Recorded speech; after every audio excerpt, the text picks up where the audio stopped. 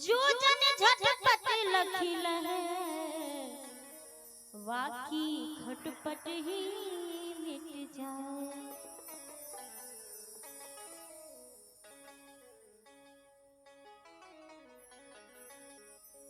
गुरु की बानी अटपटी,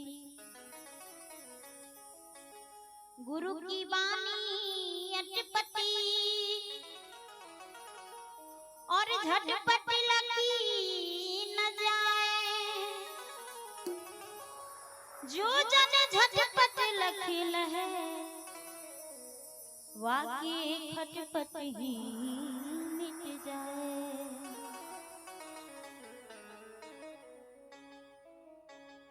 अरे सद्गुरु शब्दों के द्वारा इशारा करते हैं, समझाते हैं।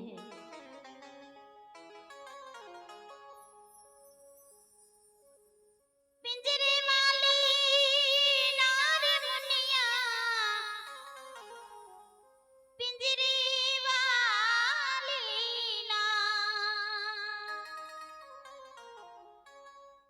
पिंजरे वाली नार मुनिया, पिंजरे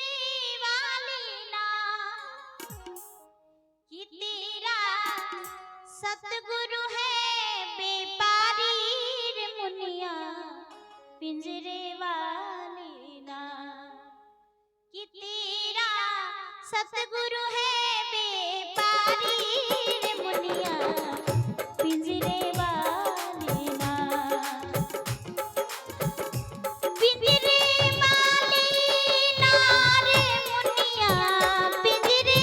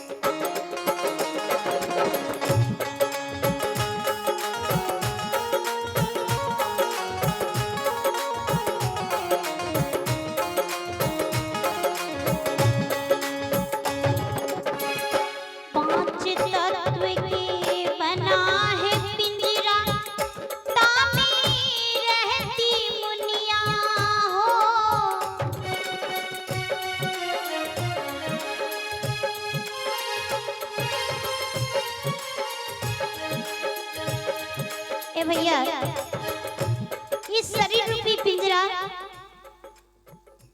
पांच तत्व 25 प्रकृति 3 गुण द्वारा इस पिंजरा का निर्माण हुआ है। कहते हैं क्षितिजल पावक गगन समीरा पंच रचित यधम शरीरा।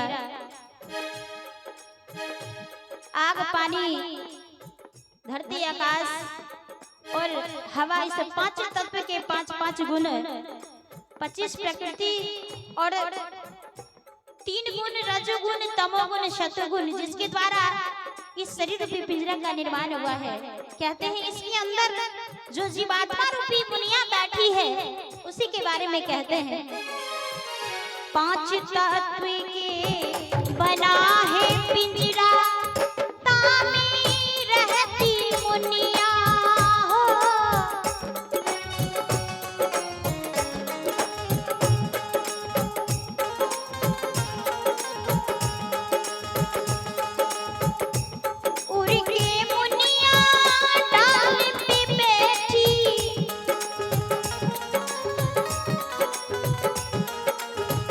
और के मुनिया डाल पे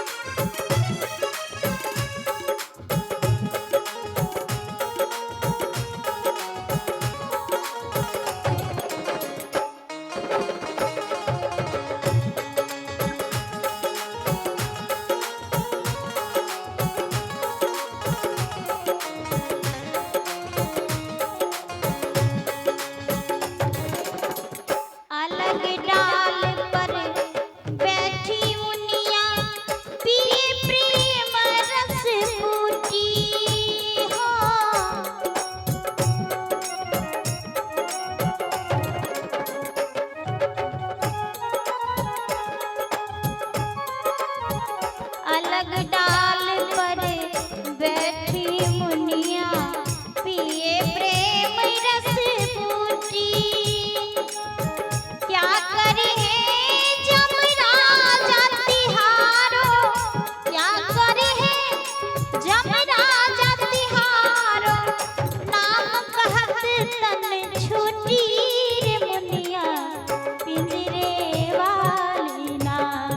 कि तेरा सतगुरु है व्यापारी रे मुनिया पिंजरे वाली ना। तेरा सतगुरु है व्यापारी रे मुनिया पिंजरे वाली ना।